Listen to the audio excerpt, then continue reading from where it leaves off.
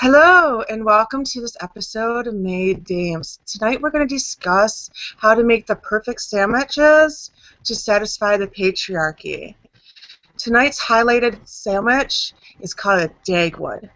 Now, if you're not familiar with what a Dagwood is layers of slices of meat like ham and turkey and roast beef, and then you put some onions and some pickles and some banana peppers and just a little bit of mustard and a little bit of mayonnaise on it, and you put it together, and it satisfies a man's hunger like no other.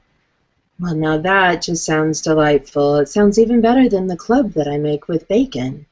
Bacon, a little turkey, a little ham. You want to make sure that you use a spicy mustard, not the yellow mustard, but the brown mustard, like the Grey Poupon. You remember those commercials? Yeah, but of course. And you can add tomato. You can add a little onion. I like to put a little bit of sliced cabbage on it. That adds a little extra texture to it. And of course, you want to make sure that you toast the bread. Oh, you have to toast the bread if you're making a club. Oh, absolutely. It enhances the whole crunch and the flavor of it. Yes, and make sure that you have the long toothpicks, because they have a tendency to fall apart. And you want to make sure that you slice it diagonally, corner to corner. I find Wonder Bread works the best since it is a perfect square. There we go. Yes. Yeah, well, enough about sandwiches and the patriarchy. Screw that. Right? If they buy that, if our viewers buy that, then they don't know us at all. Exactly. No, we're going to talk about those wacky feminists. Woo! Feminism! Oh, my goodness. So, a couple weeks ago, I think it was 4 guys from a university figured out how to make a nail polish that could detect rape, date, drugs in alcoholic beverages. You got like the GHB, the Xanax, and there was like another one in there. And all you had to do is the polish comes out pink when you put it on, and what you do is you act, sexily, also sexy. Stir your drink with your finger, and if your finger turns black, there's drugs in it, so don't drink it. Everybody thought this was a genius idea, including me. How awesome would that be? But oh no, the feminists got up in arms and said, no, you're enhancing the rape culture, or whatever they said, because they were all up in arms. How dare you? I don't get feminists. I understand the point. We shouldn't need something like this because we shouldn't have a rape culture. That's wonderful. You know what? We also shouldn't have murder, and we also shouldn't have chemical weapons, and we also shouldn't have abortion. But these are all things that we have, and we have to deal with them in the best way that we can to try to mitigate those things. This is an invention that is so perfect. No man is going to put it on their fingers because it's pink. Well, okay, I shouldn't say no man, but most men are not going to put it on their fingers because it's pink. And it's not a hot pink either. It's like a really pretty Barbie type of pink. Yeah, it's not a color I would wear just to wear, but having been drugged myself before, this is a tool that I would absolutely use going out with my girlfriends and whatnot. It's excellent. It's the kid equivalent to laying on the ground screaming stranger danger 911 911 when somebody they don't know is approaching them. Who wouldn't want that? Exactly. Feminists don't want it, apparently, because rapey or something. I don't know. Exactly. Because when I first heard this, I'm like, oh my goodness, because so much down talk has been on college students lately. Yeah. And it was four guys, not women, Right. guys. Four guys came up with this idea. So they're going, you know what? We're sick of our sisters and our friends having to worry about getting raped or getting drugged when they go out to the bar or to a frat party or whatever. And they're like, we're going to do something about it. And they figured out a way to do it. And from what I understand, the nail polish isn't that expensive either. Not for what it does. No, no. I mean, let me just ask this question: what would it be worth to you to have a product to keep you from being sexually assaulted? I would, for like a bottle of nail polish that could do that, I would pay like $30 or $50 probably if I was a college girl and I had to worry about it. I mean, you're not going to wear it every day, No. obviously, unless you're like a bar rat and you're there all the time. But God, I hope not. But it's something that you would use once in a while. When you're going out with friends, if somebody buys you a drink, in this day and age, somebody buys you a drink, the first thought in my head is stranger danger. Like, why are you buying me a drink? Exactly. I don't. If you want me to come and sit at the bar with you, and I can watch the bartender make the drink, and I can have my hands on it the entire time, fine, buy me a drink. But if all of a sudden the waitress is coming over with a drink, dip my finger in there. Oh, look, it's not black. It's safe to drink. Right. Easy peasy. Yeah, exactly. I don't understand why.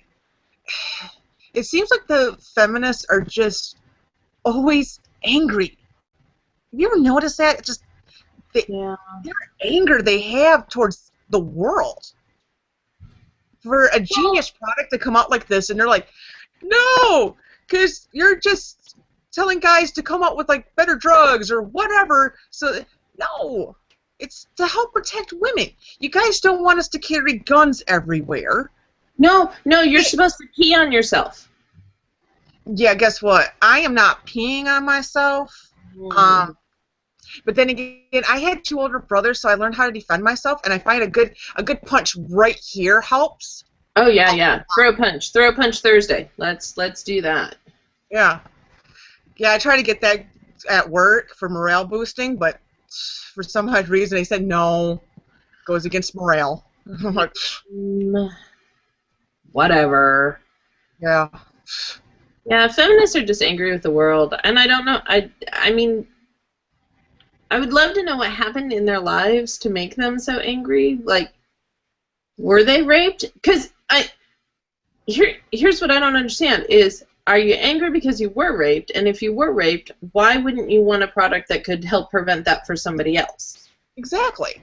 I couldn't. Okay, thankfully, I have never been raped. I've never had a guy even try to hit me. Not since I was like young, and it was like my brothers and Yeah. But when I first saw this product, like I said, genius. Because I've known people they have gotten raped. If you can have something like this to help prevent something like this, especially to a girl that's in college, and most of them don't think about it when they go out to the bar or they go to a frat party, like a mixer or whatever they call it nowadays. Who wouldn't want that? Something that's reasonably priced. You get to dip it in there and you get to find out. Right. Is there a chance I'm going to wake up tomorrow morning not knowing where I'm at, where my underwear is, and why do I have a strange sensation down there? Yeah. Yeah. Just from my personal experience, I cannot prove it, but I believe that a drink of mine was drugged. I was on a trip to California. This was years ago. I was 23, 24. And went out to visit a friend, and he took me out with his friends to a bar. I had 1 beer, 1 glass of wine, and I was having another beer. I knew I wasn't feeling right. I went and found my friends and told them, you need to take me home, because I went from being able to hold a conversation, keep things in my head, walk, to as if I had drank an entire bottle of wine in 5 minutes. Wow. It was bad. They got me back to my hotel safely. I immediately went in my room, locked the door. Nobody else came in. Woke up the next morning, promptly threw up, head screaming.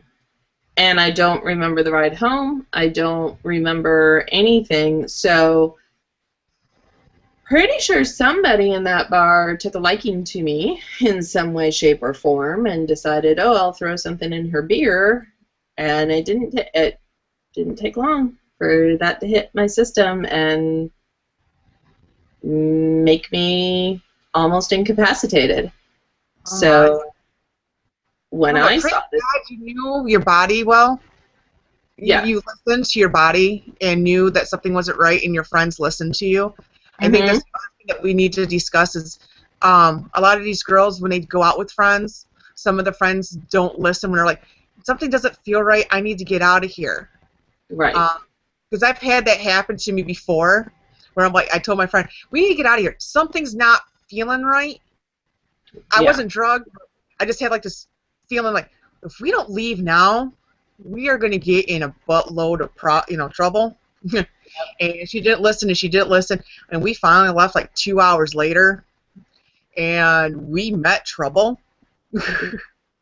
Like, we were both in trouble for, I want to say, at least 2 months. Always listen to your guts, ladies, is what I'm trying to tell you, because mine was, as soon as I hit the road to go home, I had a car pull up right next to me. And so, you know, when you have a car going the same, you know, speed you are and staying neck to neck with you, you kind of glance over going, well, why is this happening? And so I looked, and it happened to be my dad. Oh. He found out that I went someplace where he didn't want me to be, and both me and my friend paid for it for quite a while. Jeez, yeah. So listen to your guts, ladies. There's a reason why God gave you instincts. And if you don't believe in God, well, you know what? There's a reason why Mother Nature gave you instincts. Because every animal on Earth has instincts. Human beings just choose not to listen to them anymore. And that's why we get into trouble we do. Yeah, we can be really stupid sometimes. Oh, and good. I don't understand it. Speaking of stupid... Yay, stupidity! Hey! Hey! This week is stupidity. That would be a great title for a show sometime. Yes. Darwin Did you Award. read the article from that Amanda chick that basically cooking dinner for your family is like living under a tyrant, or is the definition of tyranny, or whatever? Yeah, I couldn't hold it in any longer, so I did actually write a piece on it because it angered me in a way that I have not been angered before. Here's my issue with this study that was done on these mothers. Number one, I don't think they did a big enough cross-section of people. Number two, I believe that they cherry-picked who and what they chose to elaborate on in this study. Number three, when you're talking about the difficulty of making a home-cooked meal, I don't think it's right to include families who are living in squalor and only have a microwave to be able to make a meal. Why, do you ask?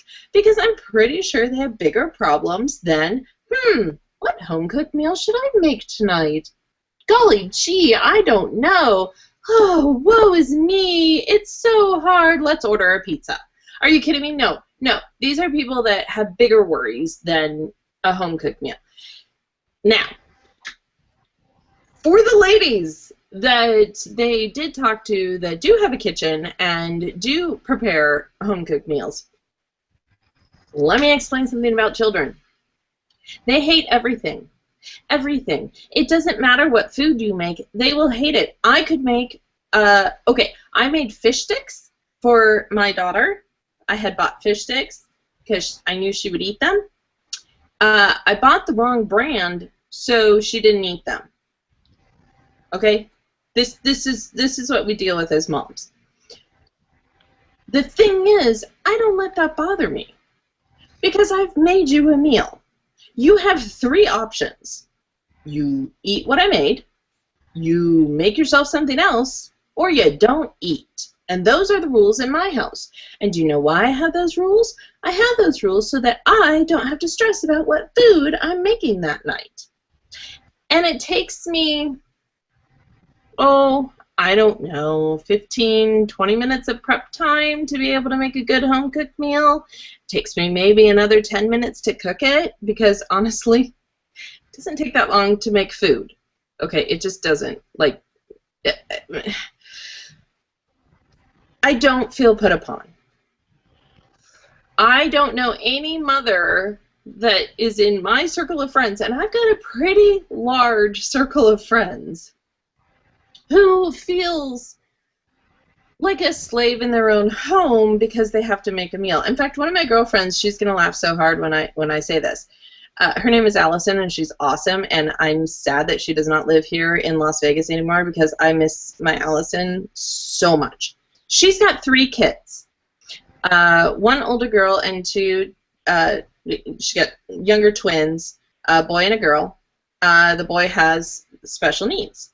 So she has 3 kids, 2 are the same age, 1 has special needs. She sent me a picture. I have to pull it up on my phone because I'm going to laugh so hard. Where is it? I should have had this earlier. Sorry, people. So she made this meal. See, doesn't it look yummy? Oh, now you're going to see my text messages as they come in. That's lovely. So she made that meal, and she sent it to me with, "Facts are hard. This home-cooked meal cost $10.50 with the bottle of wine and took me 30 whole minutes of prep time. Except the broccoli, it was cooked in the crock pot. But you know, it's impossible to feed a family a healthy meal even if you make $100,000 a year, right?" I love Allison. So, anywho, she makes menus, she cooks. If her kids eat it, great. If they don't, that's fine. That's their problem. They'll be hungry, I guess. I know lots of moms that do this, so I don't really understand this article that this crazy person wrote who hates life, who hates a home-cooked meal, who hates family time. I think that's it. They hate families. They don't like children. They don't like the whole family construct. Because I talked with my mom today about this article. We had a home-cooked meal 7 days a week. We all had to eat it. Monday through Saturday, it was supper at 5 or 6 o'clock. I think it was more at 6. And then on Sundays, it was our noontime meal. Because it was after church, and that was the one time we all ate together on Sunday, and then we, had to do with our own at night. Right. But my mom worked 5 days a week. She worked at, she was a school bus driver. She came home every day. I asked her today, I'm like, I don't think we ever had sandwiches for supper. She's like, no, that's not a supper meal. That's like a lunch. That's not supper. She made sure that we had a home-cooked meal every night. As I got older, every once in a while we would go and get, she would order a pizza because there was just days she was tired. Yeah. But it wasn't very often. It was a treat if we had pizza. But for the most part, like every day, it was. I make jokes about it because I grew up in a very Dutch community, and it's farming community. So every meal was meat, potatoes, and a vegetable. Yep. And that was every day. And sometimes we would have like something like a little different, you know, like we would have soup or, you know, something that my mom was brought up on or my dad was brought up on. But for the most part, it was the same, you know. Sometimes the meat was hamburger. It was a hamburger patty. Yeah. Wanted to make sure we had our protein, we had our vegetables. You know, my mom never complained because not only was she cooking for her family, she was cooking for herself, and she didn't want to go hungry. And if you can see me, you can tell I am very well fed. Thank you, Mom. Aren't we all? But we're discussing friends that cook. Now, you and I both have a friend named Mary who lives in Oklahoma. I love Mary. She cooks phenomenal foods. Every time she puts up a picture, I'm like, I am moving in with you. She, like, I cook basic stuff. Like I said, meat, potatoes, and a vegetable. I've never learned how to do fancier stuff because it is what my mom was brought up on and what my dad was brought up on because they didn't have a lot of money growing up. Right. So, you know, that's what they learned to cook off from. Mary, I have no idea how she was raised, but the food she puts out, oh my goodness, she should really try out for Master Chef sometime. I think she would be phenomenal. Plus, I think she would be hilarious to watch on TV. Oh my gosh. She is the most hilarious gal in the whole wide world. I love her to death. I actually got to stay the night at her house one night, which was amazing, and she is the most gracious hostess ever. It was just a ball. But as I'm driving, Meredith was with me. Meredith is texting with her, and all of a sudden, Meredith looks at me and she goes, Mary wants to know how you want your steak. I said, steak. This woman is feeding us steak? She goes, apparently. Like, medium rare, run it through a warm room. Let's do this. And so we got there. We had steak, vegetables, potatoes. There was bread, I think. We had wine. It was all a ploy to get us to stay overnight. She fed us good food, so we couldn't leave the house. And it ended up being a great evening. We were up till like 2 or 3 in the morning talking about Shakespeare. We're weird. What? She cooks and she knows literature? What? She's a writer. But wait, she's a woman who stays home and cooks and raises children, but she knows how to read Shakespeare? Whoa, mind blown. Mind blown. Yeah, I know. Mm-hmm. It's a little scary. And she's Catholic, very devout Catholic, is very upfront about her religion. You know, she's going to watch this and be like, guys, seriously, why are you talking about me? Because we love you. We love you, Mary. Oh, my goodness. I want to spend more time with you. It's just I don't feel like driving to Oklahoma. I would drive to Oklahoma. I figured out that I can make it to Oklahoma City in 21 hours if I apply myself. Yeah. I don't really want to do that again, but I can, and that is the point. Every time Zach shows, her husband Zach shows like a rack of ribs or something, I'm like, you need to give me 24 hours warning. I can be there within 24 hours, but right. Whatever. Exactly. And I fully intend on going to Mary's cooking camp at some point in time where I get to spend a week at her house and she teaches me everything. Wouldn't that be awesome? Oh my goodness. Yeah, we need to get that going. Some summer. We should do that some summer. Yeah. Go down there. Oh, that would be amazing.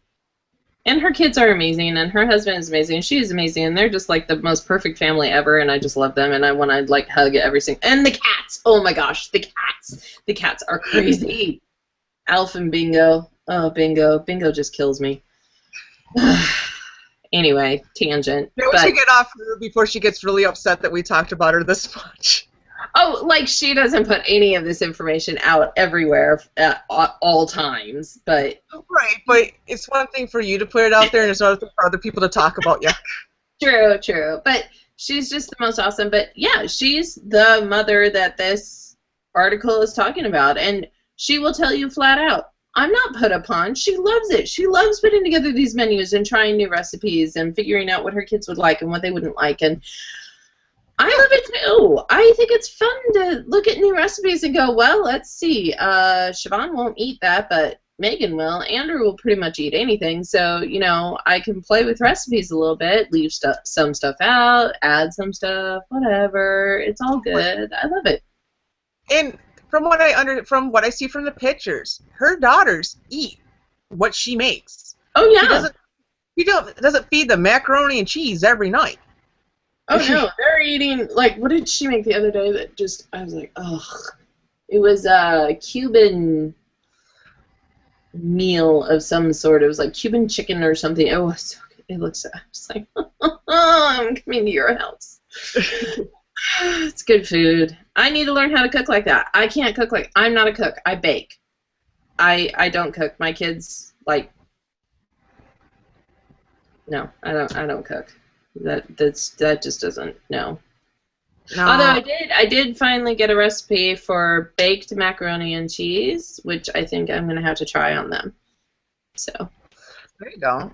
It was pretty easy to make, and I have everything in the house. So see, I just don't cook because it's just me. So some of these bigger meals would just kind of go to waste after a few days because I can only eat the same food so many days in a row. And after a couple of days, the food goes bad, so it's like, no. Yeah. When I was raising my niece and nephew, though, I did feed them macaroni and cheese at least once a week, mainly because that's what they would eat. Plus, I was on a really tight income at that time, like very tight. So macaroni and cheese was 29 cents a box at the time. So it's a cheap dinner, and they will eat it. And I learned if you add certain elements into macaroni and cheese, it changes it a bit, and it makes it different each time you have it. Like if you put salsa in it, it's a different dish. If you put ground hamburger and tomato soup in it, it's a different dish. There you go. There you go. You just got to keep trying things and make it more interesting every single time. And I don't know. My husband is the cook. He's a very good cook, and he loves it. He loves to cook. He would much rather be in the kitchen cooking than I think anything else. I don't like to cook, which is why my crock pot is my most favorite thing in my kitchen, because I can literally throw everything in it, turn it on, and walk away, and like maybe every hour come back and stir if I need to. Like, we're getting into chili season now. Chili. I can't wait. I'm so excited to make chili. And I make it really spicy. And the kids don't like it, but that's okay because then I have chili like forever. And it freezes. So there you go. There we go. Yeah. Freezing is important. So yeah, so that Amanda chick is just stupid and hates families. And this is the other thing that that bothers me about it is around the table. That is my time to find out what went well for my kids' day, what didn't go well for my kids' day, what classes they really liked in school, what they're struggling with, who their friends are. We break out into laughter. They learn how to set the table. They learn how to let other people talk. They learn all kinds of things. And I learn about them, and my husband gets to learn about them, and all of that is good. It is.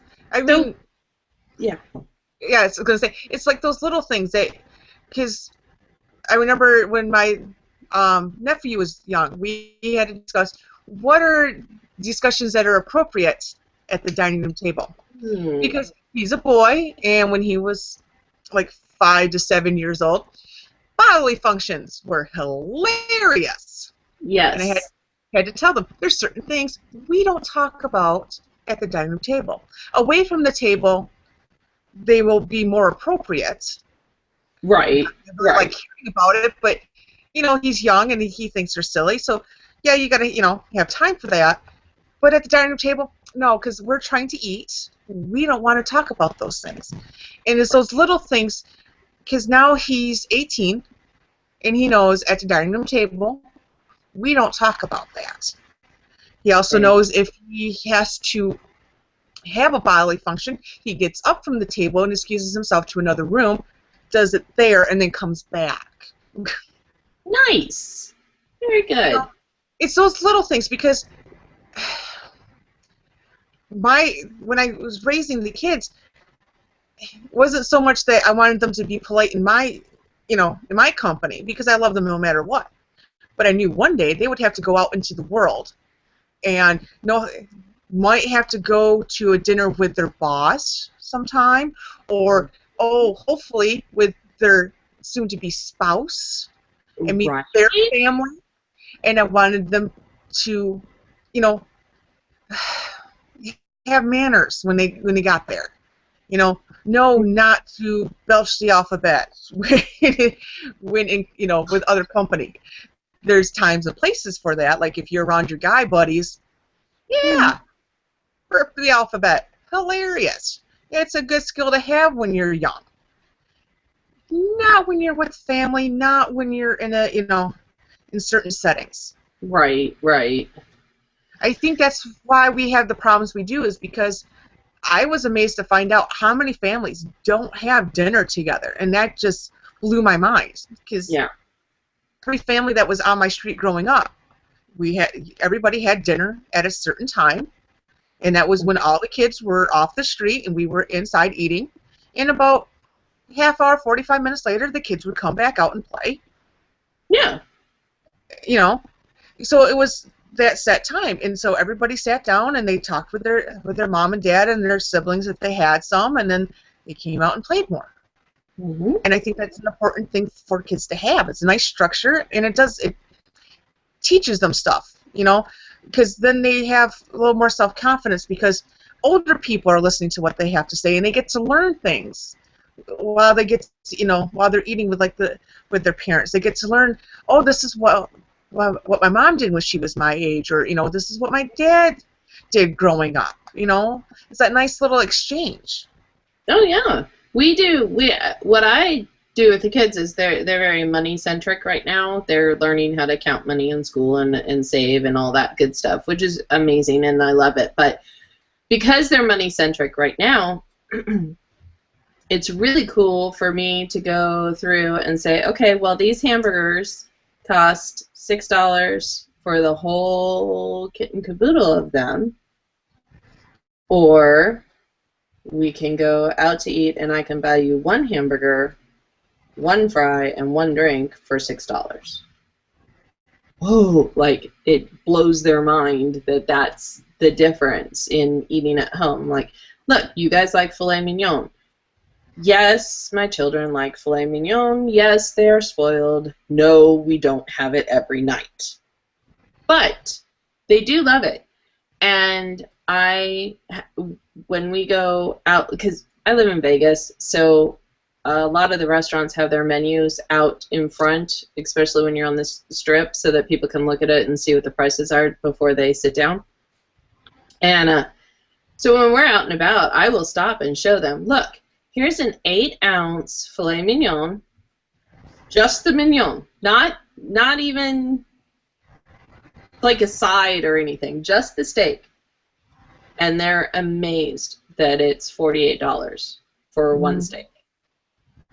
And then I'll take them to Costco and show them the pack of 5 steaks that are considerably more than 8 ounces a piece for $30. And they kind of go, what? Like, that's right. You pay a restaurant because you're paying to pay for the electricity and the china and the people that work there and all of that. You're paying not just for the food, you're paying for everything else.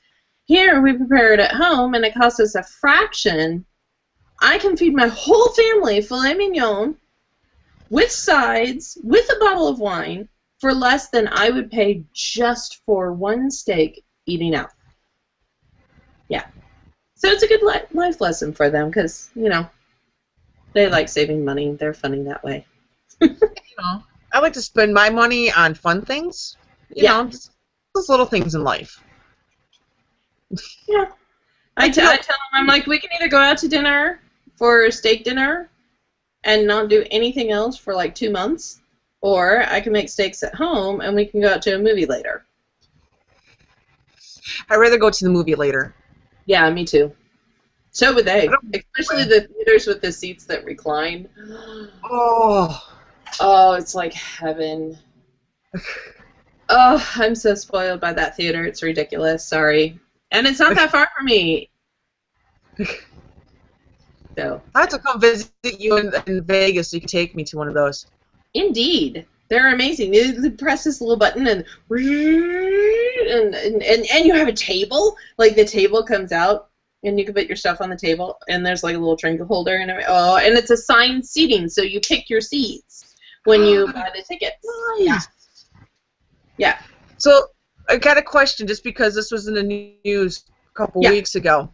Is it involved 3 different incidences where people on airplanes reclined, and they had to basically pull over the plane because the people behind them got upset. Now, does that happen at your movie theater, or is there enough leg room? No. The way that they design it is you have a row of seats, and then it stair steps up, and there's a whole nother row of seats. So there's not that many seats in the theater, so that it costs more, a lot more, but it does, and oftentimes in between each row there's actually a wall that divides each row. So there's plenty of room, and even like when you're totally reclined and your feet are sticking out, there's still enough room for people to walk in front of you if they need to leave the theater or something. But the only thing that they're really strict at this theater about electronics. Like if they see your phone out, they will take it. They'll ask you to leave, get out. And if you do need to get up to leave, they ask that you put your seat down, so that if other people need to leave, they don't like inadvertently trip and fall and kill themselves. So those are the only rules, really, and it's so nice, and they're really comfy. I could fall asleep, and that's nice, because if it's a horrible movie that I have to take my kids to, I can totally sleep. It's awesome. It's great. And then the kids are like, wake up! So, and they serve beer and wine. Oh my goodness! I must go to one of these. Right? Talk about an incredible date night. Like, we don't even need to go anywhere. Just go to the theater and get ourselves a couple glasses of wine, some popcorn, kick back. Now, the only thing that I don't like is each seat is individual, so I can't cuddle with my honey. He's kind of far. I mean, because the seats are big and plenty of room, but then you have to like lean way over, and they're like far away. At the other theater that doesn't recline, the arm lifts up, and so I can cuddle. So it just depends on what I want to do and what I feel like doing. But it's a great. The Galaxy Theaters, I think, is what they're called.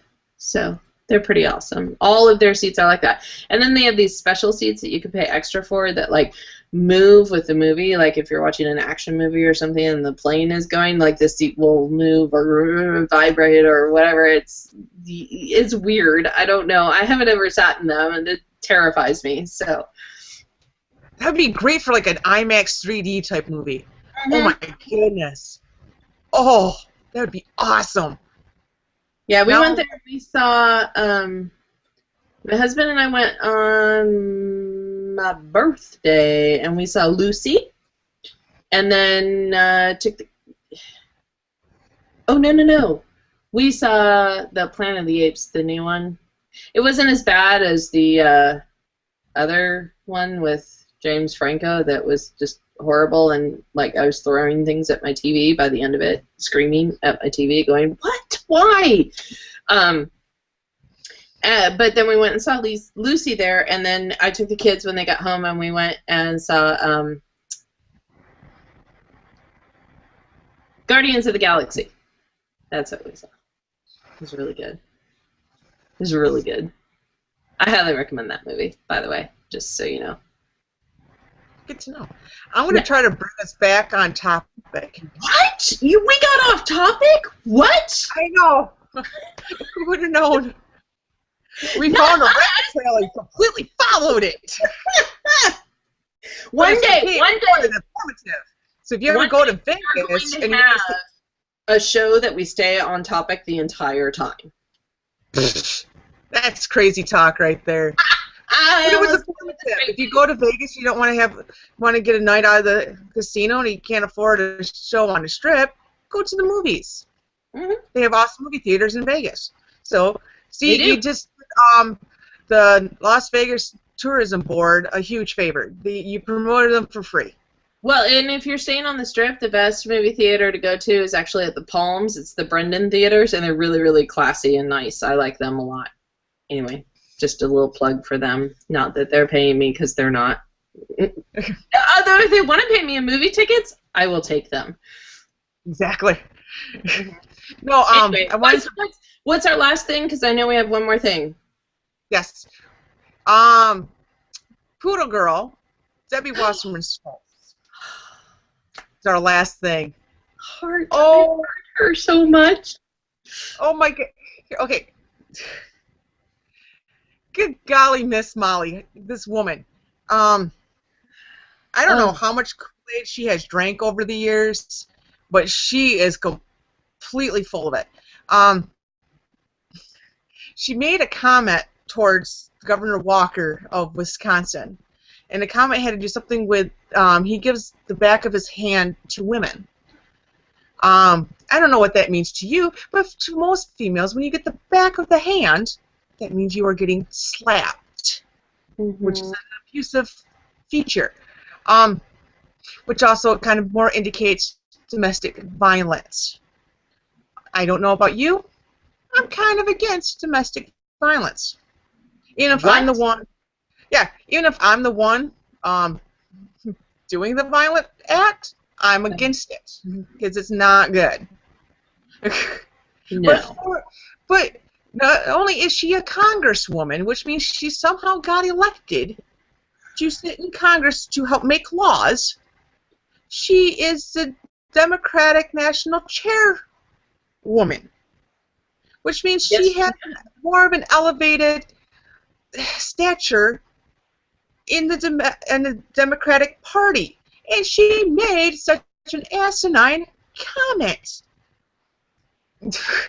I can't wrap my head around this because, number one, I hate when feminists bring up anything about rape that isn't actually rape, because rape is bad. It's a violation against the woman.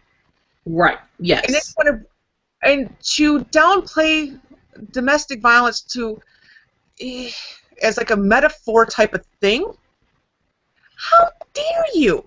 Has your husband ever hit you? Did your dad hit your mom? Did your dad even hit you? Have you ever had to live through that? It's not something to make a backhanded comment on, or if you want to even say a joke about. It's ridiculous. She's ridiculous. I don't know if you follow this girl, this woman on Twitter. Her name is Bias Girl. She had a storify that she put up a while ago, in which documented her take on domestic violence. And since she's on storify and she put it out on her Twitter, I'm hoping it's okay for me to talk about it on here. Basically, she lost both of her parents in less than 24 hours because of domestic violence. Oh, no.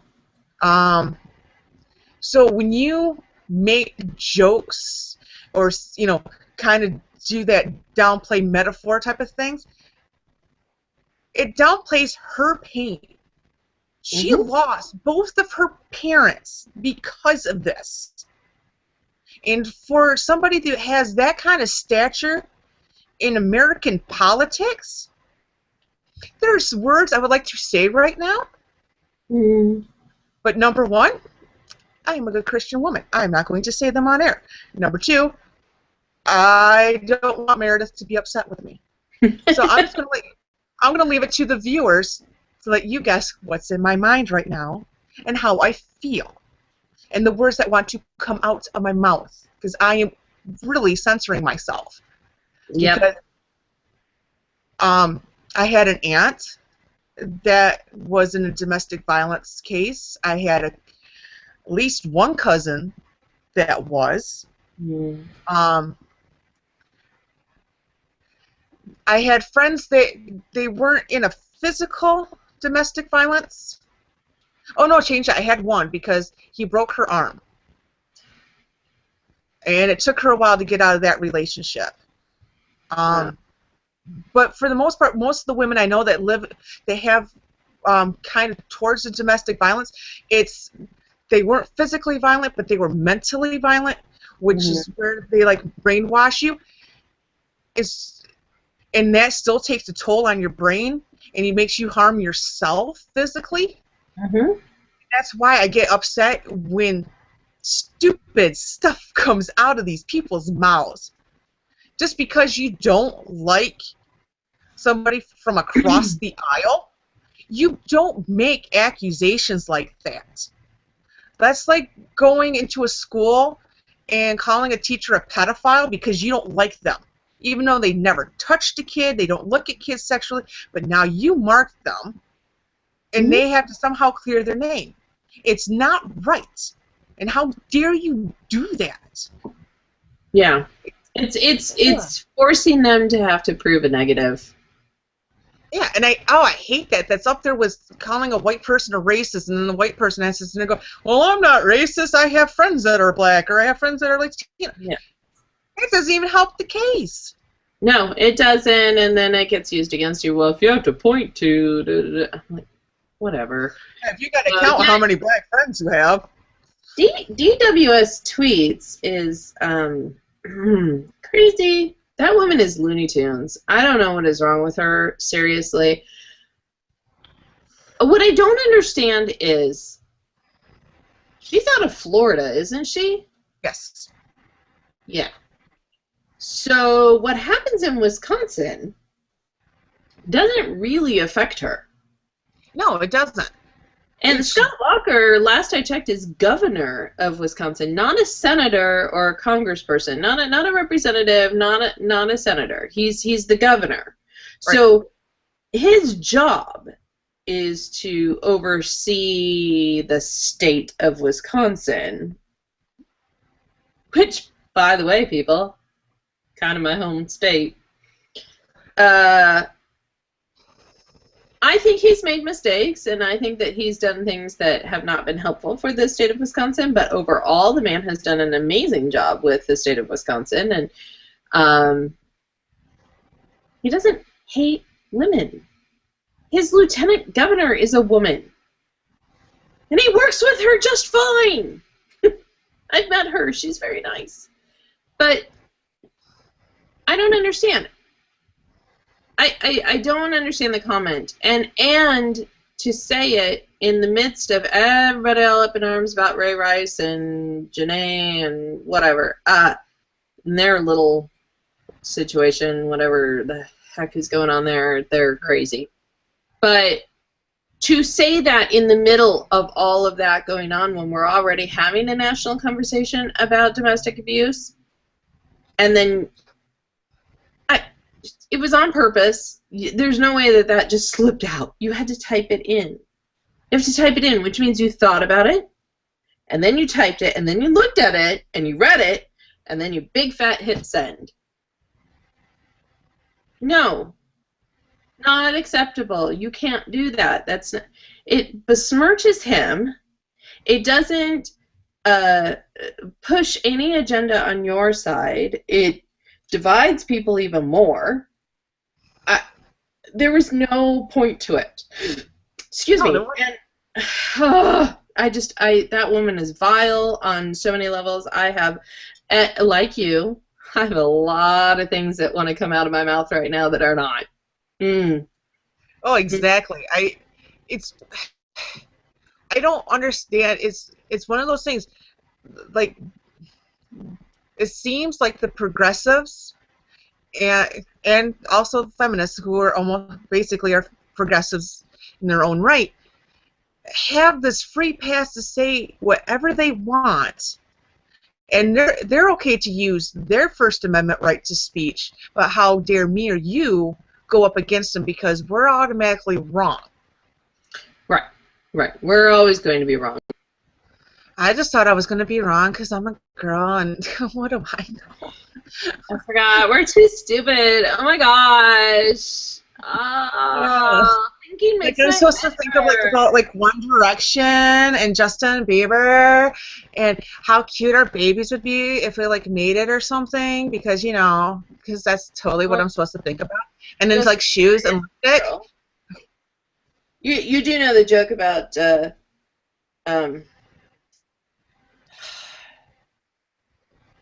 dang nabbit, Chuck Norris. Which one? Chuck Norris won't hit Justin Bieber because Chuck Norris doesn't hit girls. Just thought I'd say that. True.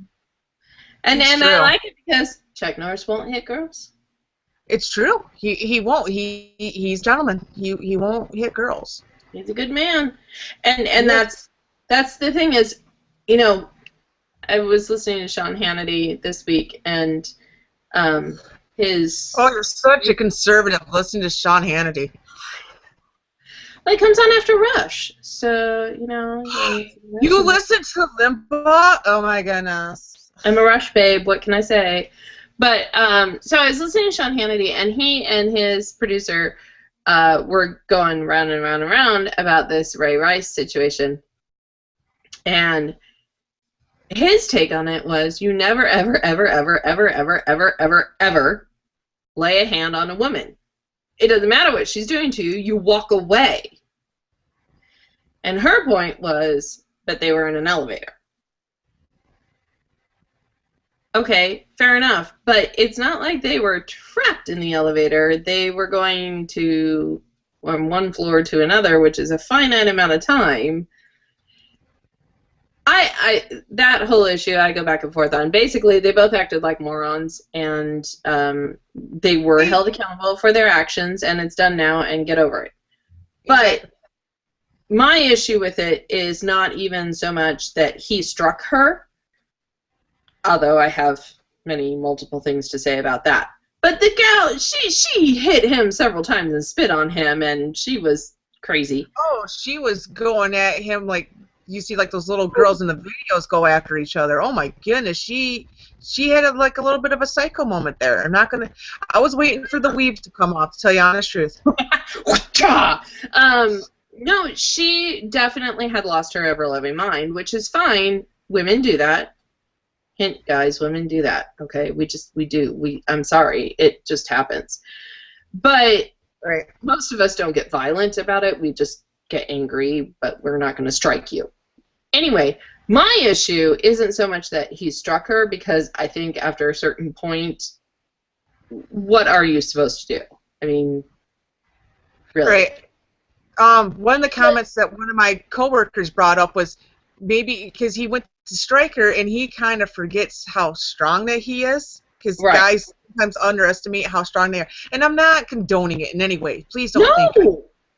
But he went to hit her because he was getting hit, she was hitting him, and he went to defend himself and forgot how big his muscles are, and went to hit her, and she flew back, hit her head, and I think it spiraled. I don't think I don't know his mind, I don't know his heart, but I don't think he honestly meant to hit her that hard. I hope he didn't hit her that hard. But they have a violent relationship to begin with, so I don't know. But here's my thing. He hit her. It was what he did after that point that makes me the most angry. Because he hit her, she obviously loses consciousness. He doesn't pick her up. He doesn't call for help. He doesn't throw her over his shoulder even. He grabs her and drags her along the floor. Exactly. I put out on Twitter, and I also talked to my coworkers about this. I said, do you think he would have gotten much national attention if he would have done a fireman's carry on her? throwing her over the shoulders to get her out of the elevator. He's Right. strong enough to, because she doesn't look like she weighs that much, maybe 115 pounds, don't know, but she doesn't look like she's a big gal, No. and he should be able to pick up that and throw it over, even as a dead weight, throw that over his shoulder. If he would have done that, I always wondered if that's what people saw coming out of the elevator. People would have just thought, oh, she is drunk or whatever. Yeah. Not saying that we shouldn't be talking about this, but would it have gotten as much national attention if he would have handled that getting out of the elevator better? You know what I mean? Right. And the fact that he dragged her and didn't. And it wasn't a short distance that he dragged her. He dragged her a fair amount of way. I understand anger. I understand being upset about somebody. I'm grateful he didn't leave her in the elevator. He could have. But he dragged her. And to me, that's the point at which he loses all credibility with me. Mm-hmm. I get it. She was practically jujitsuing his butt, and he took action. Not his finest moment. I'm sure he replays it in his head all the time, unless, of course, he does that to her on a regular basis. But there was no remorse about it. It wasn't like he hit her and then went, that wasn't what I should have done. Right. And from the sounds of it sounds like he tried to keep this as quiet as possible. From what I'm understanding, coming out with the whole Roger Goodell thing, like, did Roger Goodell watch the tape back in April? Did he know about that elevator tape back in April? Right. And one of my children just knocked at the door. Give me 2 seconds. Wax trap, sorry. We'll just keep discussing this amongst myself. It's okay. I can do this. I'm good. How are you? Get the camera back on me, Google, because I'm here. Yes. Dang it, Google! I warned you. I'm me, because I'm in front of the camera. Because I honestly think we need to have a bigger discussion about domestic violence. My parents did not have an abusive relationship, and I'm very thankful and happy that they didn't. I didn't have to see that. I had some neighbors that did, and it kind of got me when I was younger because it was so close to home. Like, it was like my next door neighbors and the ones right across the street that had that kind of relationship, and it was completely foreign. And I think it should be foreign to every child, right? In America, no child should ever see their parents having a domestic violent, a violent relationship like that. Never. Sorry about the delay there, and I totally agree with what you're saying, because I could kind of hear it while I was away. My pediatrician, that was my pediatrician on the phone. I had just taken my daughter to the doctor, and anyway, so it was important that she called me in. Sorry. It's okay. I have to be a mom sometimes. You're a mommy. It happens. Yeah, And if our viewers can't understand it, then they don't get the essence of the show. No. And that's okay. Yeah, you're the one that's married and has children. I'm the single one that does not have kids. And I think that helps bring two different viewpoints to the problems of women today and how we feel about them. Because women are awesome. Sorry, they are. Women are awesome. Well, yeah, hello. Can men grow life inside them? No. Well, kind of. They get like a good fungus or something, but nothing that can take care of you when you're 70 and 80 years old. No, not so much. But it's okay. I guess we're supposedly the weaker species and whatnot, and whatever. We're supposed to be equal? I don't understand. The feminists like it both ways. This is what I don't understand. You know, they're You mad. said both. What? Nothing. Internal joke. Oh, I'm with you, Cheech. But, like, they're mad about Janae Rice and how she was treated, like she should be put on a pedestal or something. But then when you put somebody on a pedestal, oh, no, we're equal. No, I'm sorry, which is it? Are we equal, where we're on the same footing, or are women better, or are men better? Like, help me out here. And the real answer is we're not equal in everything. No. And I'm okay with that. Yes, we're equal in life in that we all have the ability to pursue our happiness and all of that good stuff. But when it comes to killing spiders, my husband is better at it than I am because, frankly, I run away like a little girl. When it comes to fixing boo-boos on my kids, I'm better at it because I have a much more nurturing spirit. It's balance. No one is better than anyone else. No sex is better than any other one. We just have different strengths and weaknesses, and we have to work together and figure that out. Exactly. That's probably my one last thing. I know I did a little ranty there. That basically, it's the homeostasis of the human race. That's what it is. We got to find that balance. And if you don't know what homeostasis means, please look it up. It's a beautiful word. I love this word. But basically, it just means to have balance. Right. You need it in your body to be healthy. So we need it in our culture to be healthy. Yep. You can't have everything on one side because then you get off kilter and off balance, and you're not going to feel right. You got to have it in balance so you're centered in. Everything flourishes from that. Yeah. Yep. I think we did a good show. We did. We only found one major rabbit hole, and it was pretty deep. Yeah, it was a good one though. Yeah, it was fun. Lots of information. So, yeah, it was. You know, we're weird, but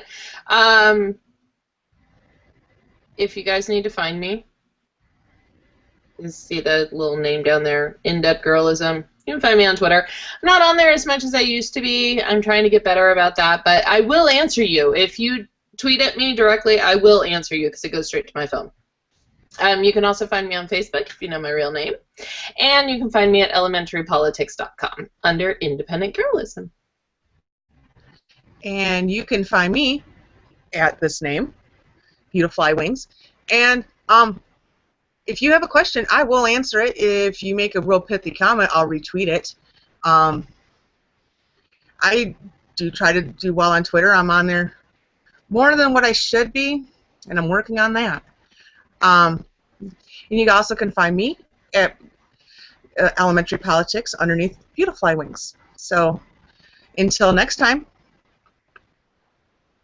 Ciao.